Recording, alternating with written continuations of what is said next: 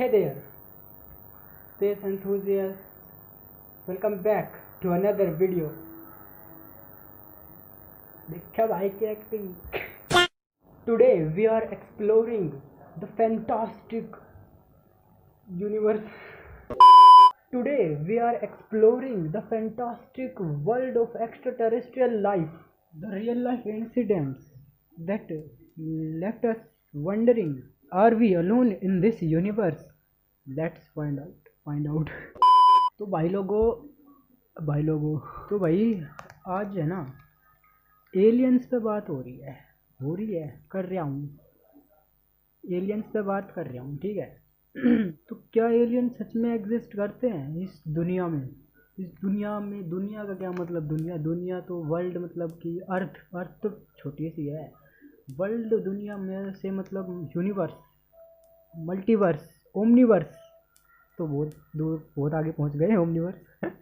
तो एक बार Albert Einstein ने कहा था कि समुद्र से एक चम्मच निकाल के, तुमने ज़रूर सुना होगा, और नहीं सुना है तो फिर मैं बता रहा हूँ ना, अब सुन लो कि एक चम्मच समुद्र से निकाल के और तुम उसमें देखो कि उसमें उस एक चम्मच में मछली तो नहीं दिख रही, तो इसका मतलब ये थोड़ी ना है कि पूरे समुद्र में ही मछली नहीं है।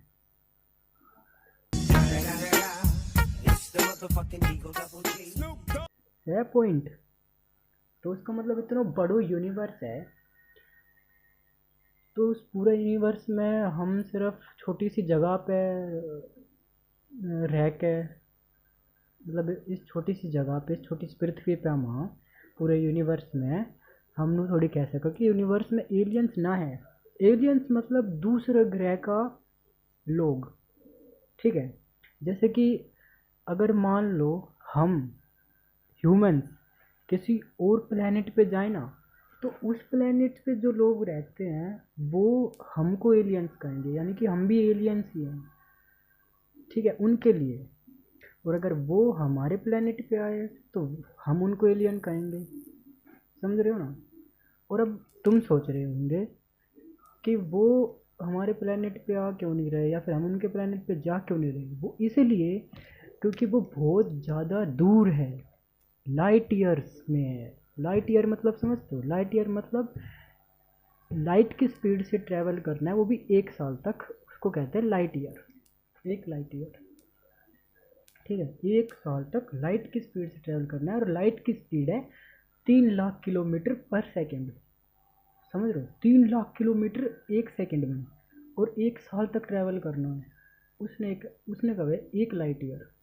और जो हमारा सबसे नज़दीकी जो स्टार है ना, सबसे नज़दीक जो सोलर सिस्टम, हमारे सोलर सिस्टम के बाद जो अगलो जो सबसे नज़दीक है हमारे सोलर सिस्टम, वो लगभग 4,500 लाइट ईयर दूर है।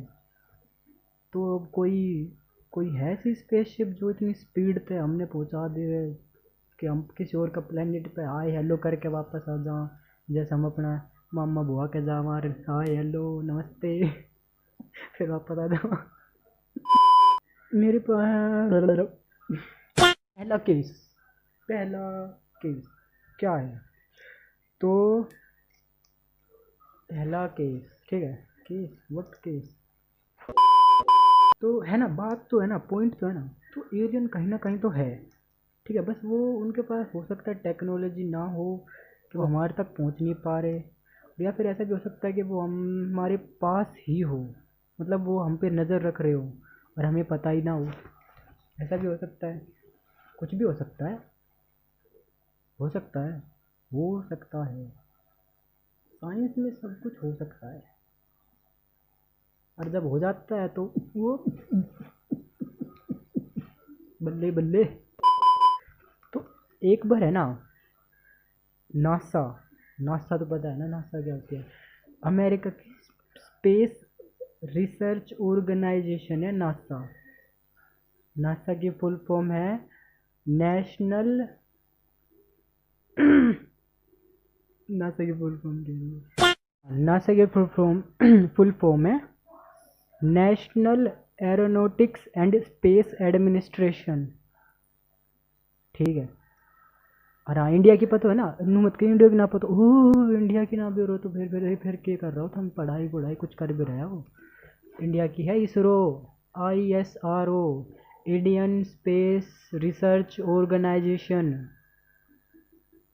जब ये कह रहे माँ बाप पढ़ाई कर लो। नासा को एक टेलीस्कोप है केपलर नाम से, तो उसने फिर एक डिस्कवरी करी 2015 में, एक डिस्कवरी करी। हाँ, तो नासा का केपलर टेलीस्कोप ने एक रिसर्च ना करी डिस्कवरी करी कि एक ऑब्जेक्ट जो है ना, वो दूर कहीं एक स्टार का चक्कर लगा रहा था, समझ रहा है, स्टार का चक्कर लगा रहा था। और जो स्टार की जो लाइट है ना, वो बार बार डिम हो रही थी और तेज हो रही थी। स्टार स्टार बिल्कुल की रह गए, स्टार है ना, सूरज रह गए। हम क्या सोच रहा था, स्टार जो है टूट के पड़ जाओगे, टूट के ना गिरे करे तारा कभी भी। तारा जो है ना वे सूरज है, हमारे जो सबसे नज़दीक वाला जो तार है ना वो सूरज है, और जो दूर दिखे है ना वे स्टार्स, वे और बाकी सूरज है, बस वे बहुत दूर है इसलिए वे इतना छोटा छोटा दिखे है।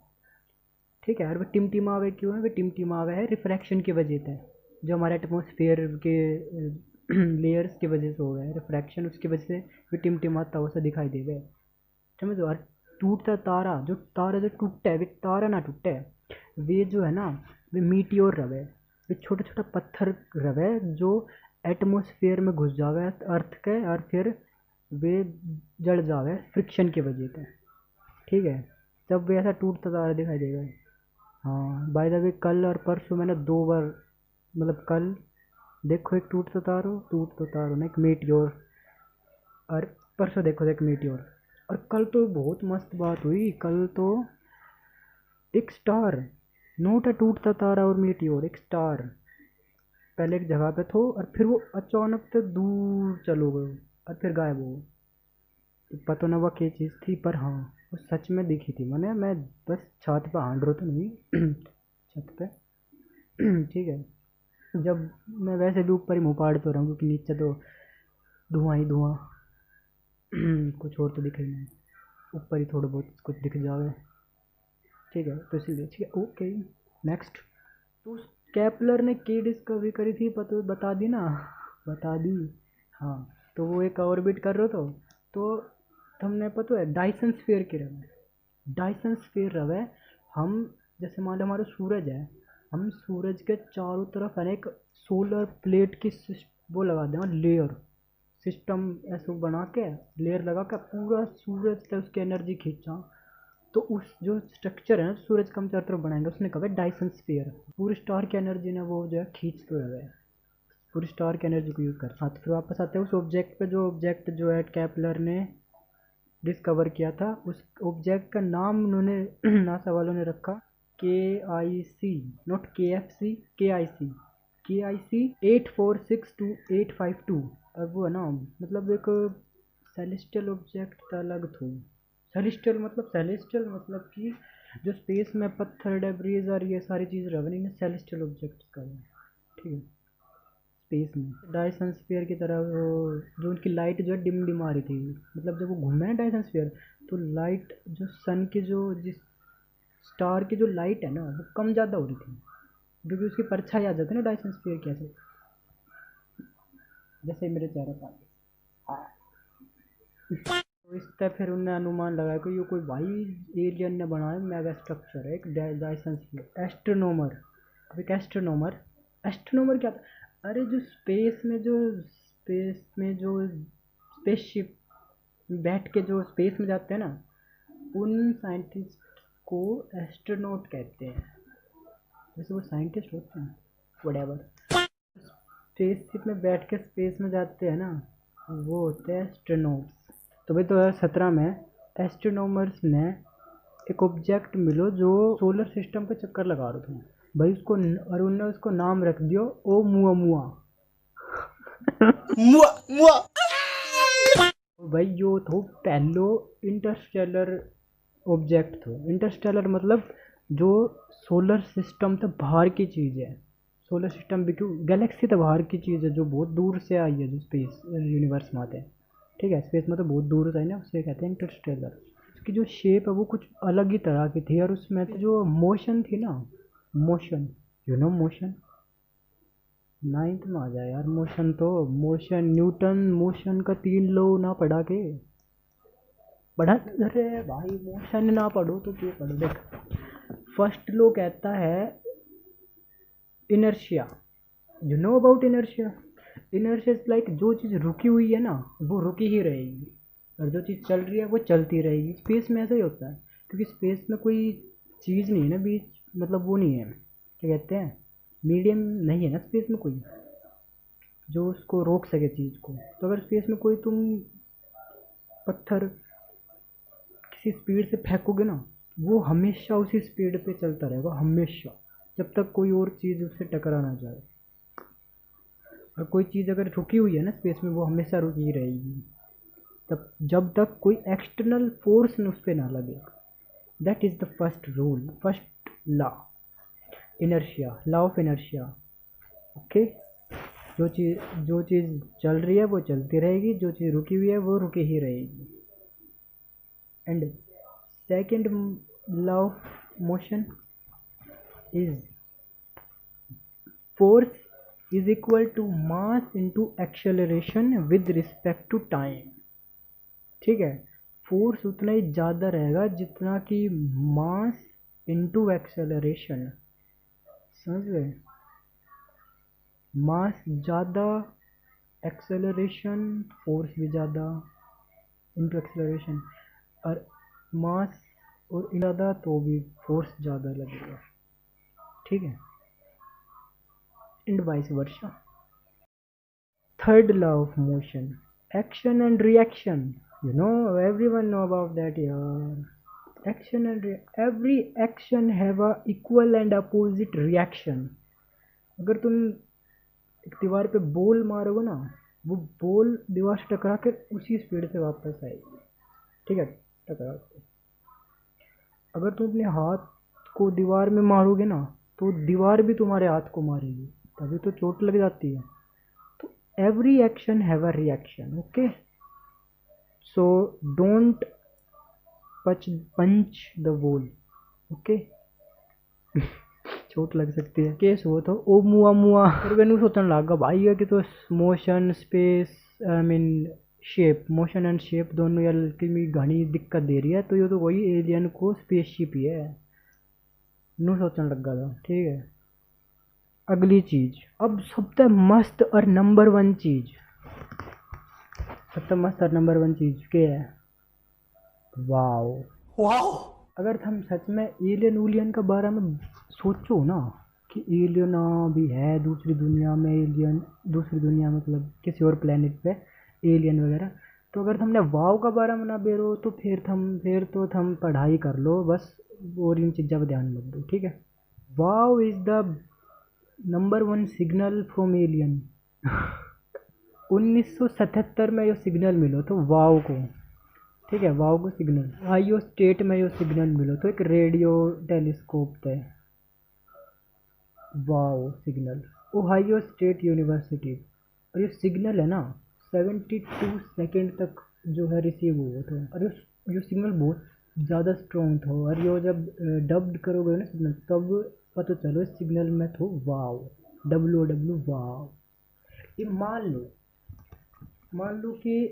लो कि हम एक बहुत ज़्यादा डेवलप्ड एलियन सिविलाइजेशन है। ठीक है, और हम अपनी स्पेसशिप में बैठ कर गया कहीं और दूर किसी और सोलर सिस्टम पे, किसी और प्लेनेट, कोई और नया प्लेनेट ढूंढ लिया हमने जहाँ पे सिविलाइजेशन है, और वह इतनी ज़्यादा डेवलप्ड है लाइक जैसे हम अभी हैं। ठीक है, और मान ली हम देखेंगे उस सिविलाइजेशन में, तो हमारा मन में सबसे पहली चीज़ क्यों निकलेगी?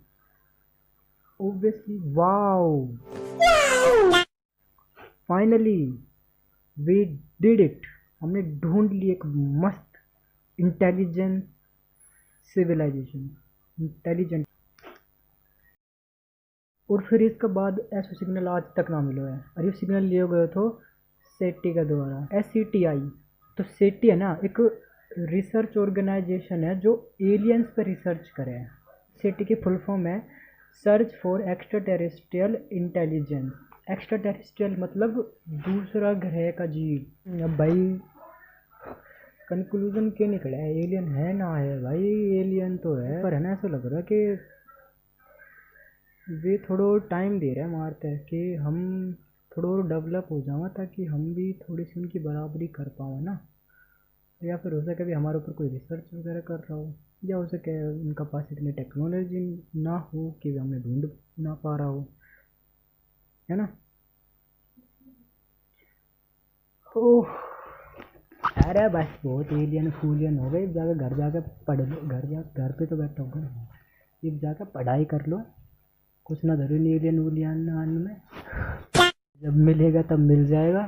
ठीक है, अभी पढ़ाई करो, IAS बनो, और नासा, इसरो और बहुत सारी स्पेस ऑर्गेनाइजेशंस है, वहाँ जाके और फिर एलियंस पर रिसर्च करो।